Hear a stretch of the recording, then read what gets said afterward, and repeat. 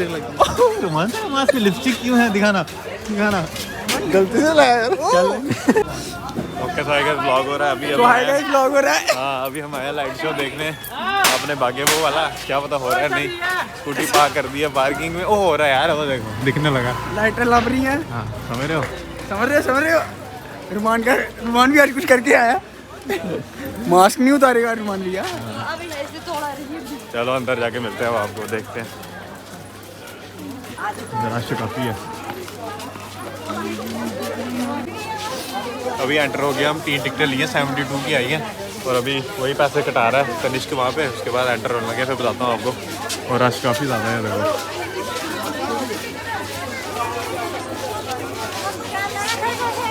ऐसा कुछ रश है यहाँ पे। मिल गई तो है गाइस 72 रुपए की 3 टिकटें मिली। जो मैं 70 रुपए में दे गया। या एक्वेरियम में कहाँ घुस रहा है? वहाँ से है ये। मेरे बंदे नशे करके आए शायद, इनको ये भूल गया होगा। गंदे वाले टिकट काउंटर जाकर करा जमा।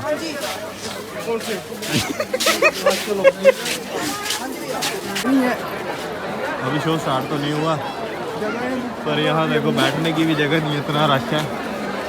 पर लाइटों के ऊपर बैठे हैं। ओके शो भी स्टार्ट हो गया, मैं आपको दिखाता हूँ।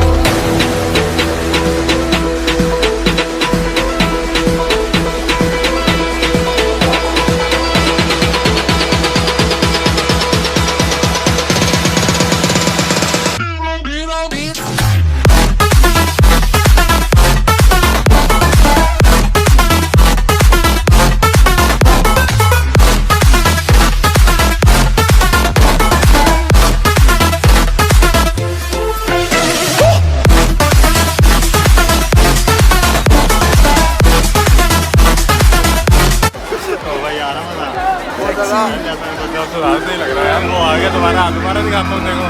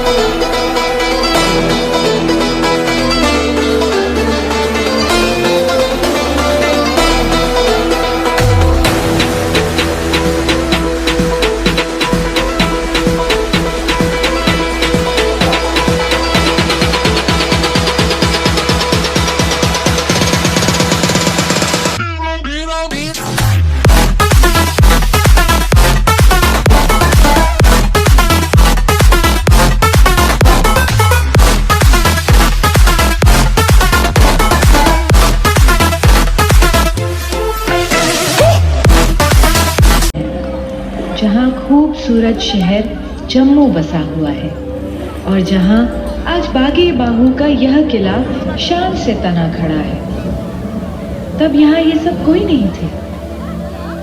यहाँ थी तो बस हरी भरी पहाड़ियां और मैं यानी सूर्यपुत्री। कौन सूर्यपुत्री? वही जिसे आप सब तवी नदी के नाम से जानते हैं।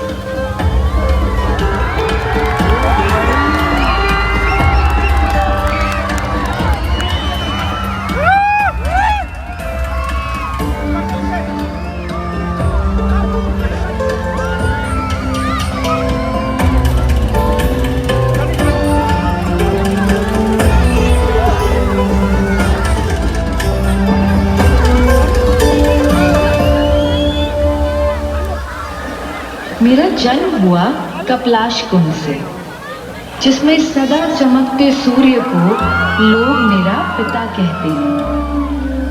वैसे कौन कन्या अपना मायका छोड़ना चाहती है? मैं भी नहीं चाहती थी, पर एक दिन तो जैसे राजा पहड़ मेरे पास आए।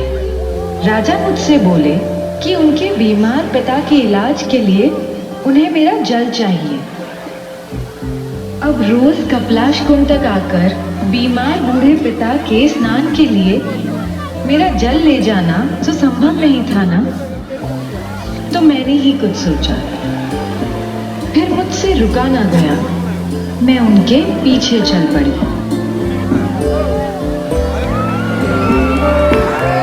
अच्छा करने वालों के साथ अच्छा ही होता है। इसी बहाने मुझे यह सुंदर जगह देखने को मिली और रास्ते में चिनैनी में मेरी मुलाकात खुद महादेव से भी हो गई। उस समय तक शिवालिक पहाड़ियों में स्थित इस जगह का कोई नाम नहीं था। हाँ, इसकी पहचान जरूर थी। यहाँ की हरी भरी पहाड़ियों पर उगी नरम मुलायम घास और मेरे जल की तासीर से खींचे तमाम चरवाहे दूर दूर से यहाँ अपनी भेड़ें चराने आया करते थे। तभी एक दिन सूर्यवंशी राजा जम्बूलोचन इधर से गुजरे। इस इलाके की सुंदरता से मोहित होकर वो थोड़ी देर को यहीं आराम करने लगे।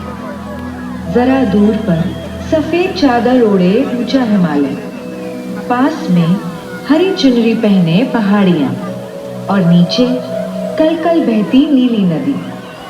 जैसे यह नजारा काफी न था कि तभी राजा जम्बूलोचन ने करीब के एक तालाब पर जो देखा, वह दृश्य एकदम अद्भुत था।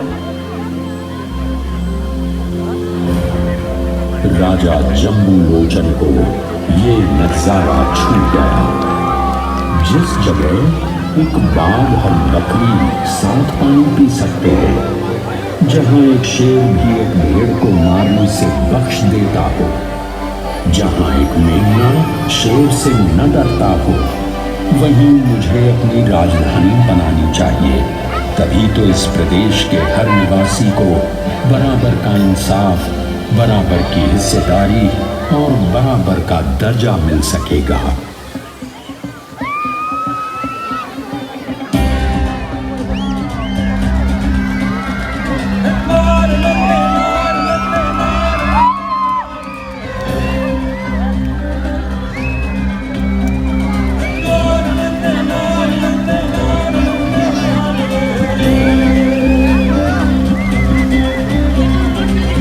घाट पे पानी पीते जहाँ पे बकरी शेर, ऐसे क्षेत्र में ना हो सकता कभी कोई अंधेर, कभी कोई अंधेर।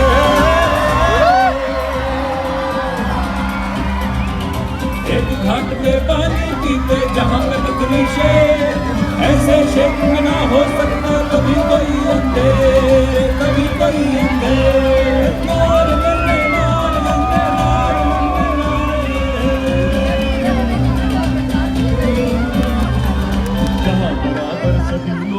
कोई बड़ा ना छोटा, ऐसी जगह सत्य जीतेगा। चले न सिक्का छोटा, चले न सिक्का छोटा, रे चले न सिक्का छोटा।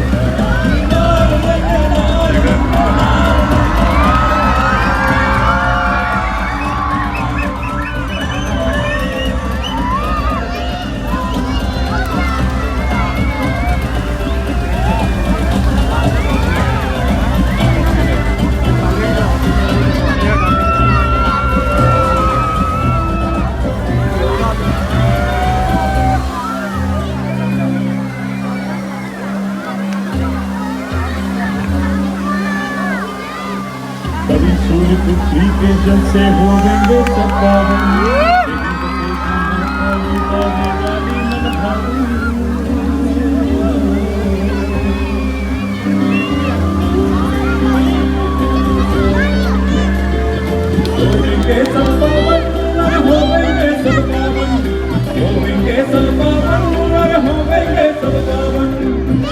करके आसमान में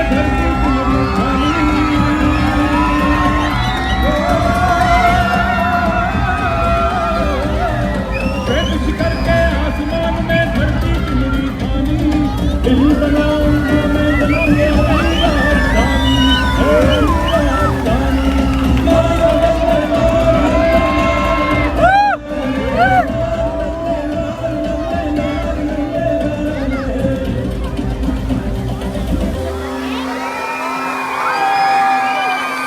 और यूं पड़ी जम्बू यानी जम्मू की बुनियाद।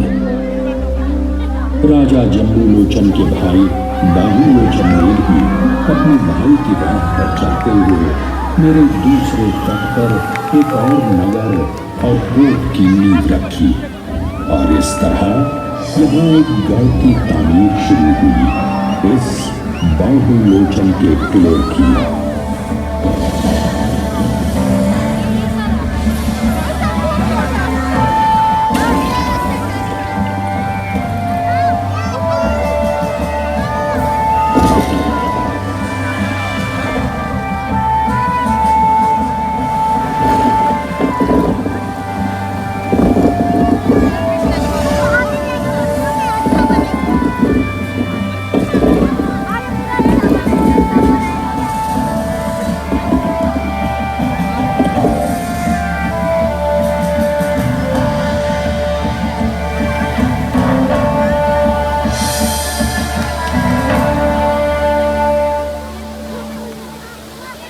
धीरे धीरे जम्मू का नाम और इसके प्यार का संदेश दूर दूर तक फैलने लगा। वैसे इतिहासकार तो ये भी कहते हैं कि सिंधु सरस्वती सभ्यता के दिनों से ही ये इलाका बसा हुआ था, जिसके निशान आज भी मांडा और अखनूर में मौजूद हैं। धीरे धीरे यहाँ सनातन धर्म की निशानदेही करने वाले शैव, वैष्णव और शक्ति मतों के मंदिर मठ भी इस स्थान की प्राकृतिक खूबसूरती में चार चांद लगाने लगे। इसी तरह लगभग गौतम बुद्ध के समय से ही यहाँ बौद्ध मत ने भी अपनी जड़ें जमा ली थी, यानी कि मद्र जनपद और अम्बरन यानी अखनूर में। कालांतर में राजपूत, ठक्कर और नाना वंश के शासकों के हाथों इस क्षेत्र में अमन, चैन, शांति का ऐसा दौर आया कि दूर दूर से आए व्यापारियों के कारवां और सैलानियों के झुंड यहाँ की वस्तुओं, कलाओं और शोहरत को चारों दिशाओं में फैलाने लगे। इतिहास बताता है कि धीरे धीरे यहाँ के राजाओं ने जम्मू प्रदेश को छोटी छोटी रियासतों में बांटकर नगर नगर कोटों को बसाया और उनको भारतीय नगर शैली वास्तुकला में निर्मित मंदिरों, महलों, हवेलियों तथा तालाबों से सुसज्जित किया। 16वीं सदी में राजा अवतार देव ने इस इलाके को अपनी राजधानी बना लिया और फिर राजा ध्रुवदेव के हाथों शुरुआत हुई जम्मू जामवाल राजवंश की। अब तो जम्मू मंदिरों, मज़ारों, सूफियों, महंतों का पवित्र स्थान बनने लगा, पर सब में बहुत ऊंचा स्थान हमेशा से रहा बाबे वाली माता महात्मा। लोक विश्वास के अनुसार जिनकी प्रतिमा को 8वीं सदी में पावन अयोध्या से यहाँ लाकर स्थापित किया गया था। साथ ही महान महात्म्य रहा है पास ही कटरा में चित्रकूट पर बसी माता श्री वैष्णो देवी का।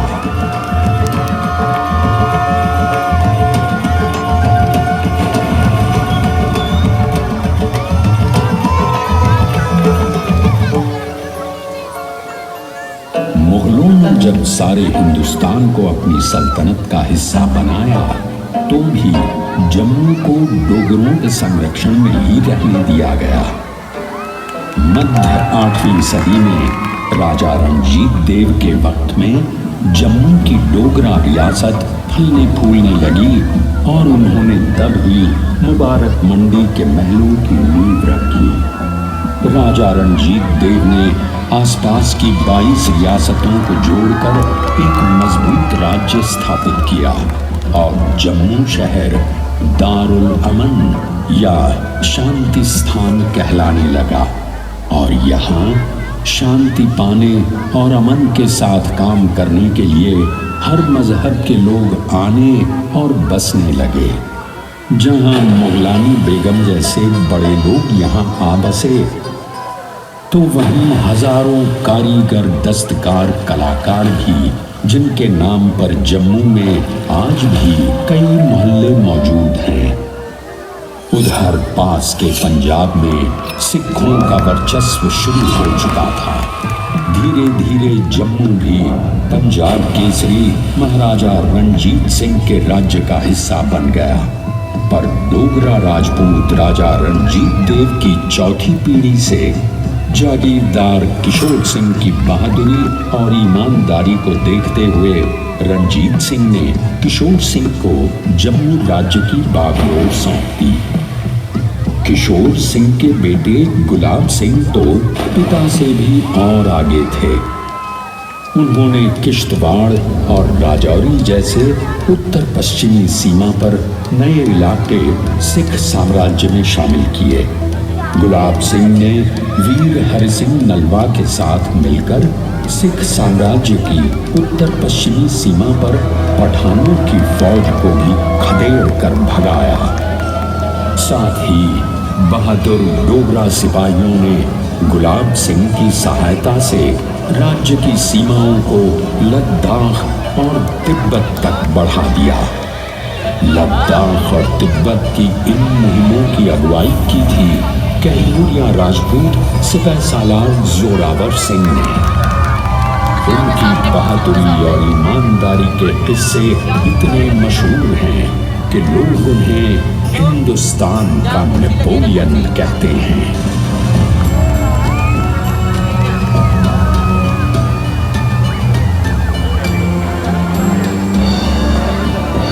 1822 गुलाब सिंह के जम्मू के राजा की गद्दी पर बैठने के बाद इस शहर की किस्मत और चमकने लगी।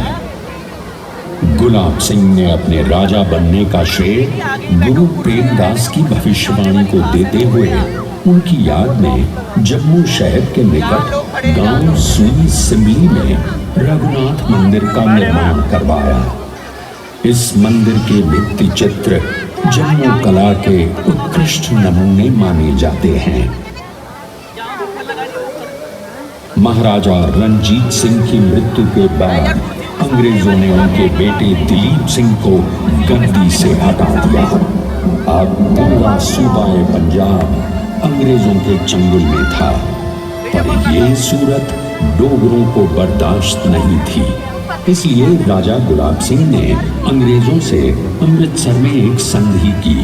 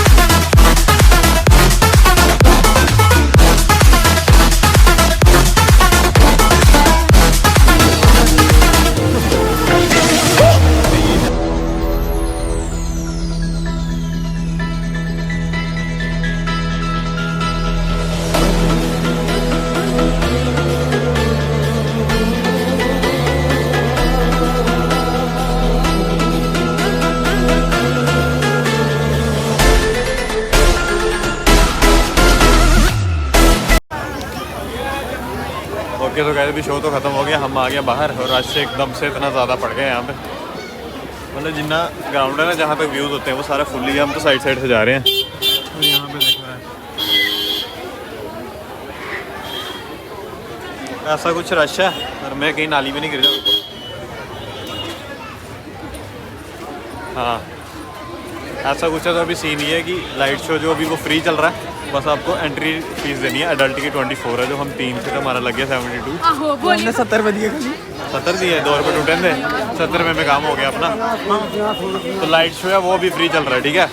तो एक्सपीरियंस तगड़ा था यार। मैं एक्साइटेड था आने से पहले, मेरे को लगा क्या ही होगा, लेकिन देखने के बाद लगा बाकी दमदार, आना चाहिए देखने।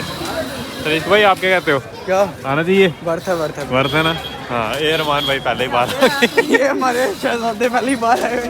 चलो धोखा तूने लिया। हमने लास्ट में जगह चेंज की ना, रहमान को लगा बाहर जा रहे हैं, बाहर चला गया, 10 मिनट बाहर ही कर रहा था। चलो आप स्कूटी के बाद जा रहे हैं, फिर निकल रहे हैं यहाँ से। तो ये वाली वीडियो मैं इतनी रखता हूँ क्योंकि ये फिर लाइट शो पे डेडिकेटेड रखूँगा। जो नए बंदे आए ये वीडियो देखने, वो बाकी सारी भी देखना, अच्छी लगे तो लाइक करना और चैनल को सब्सक्राइब करके जरूर जाना। बाकी आगे देखते हैं एयरपोर्ट से हम कहाँ जाते हैं कोई पता नहीं। ना ये वाली डेडिकेटेड रखता हूँ लाइट शो पे, है ना। ठीक है, तो ये वीडियो फिर ऐसी थी, आई होप आपको अच्छी लगी होगी और लाइट शो भी अच्छा लगा होगा। तो जल्दी मिलते हैं ऐसी कुछ नई वीडियो के साथ, तब तक के लिए बाय बाय।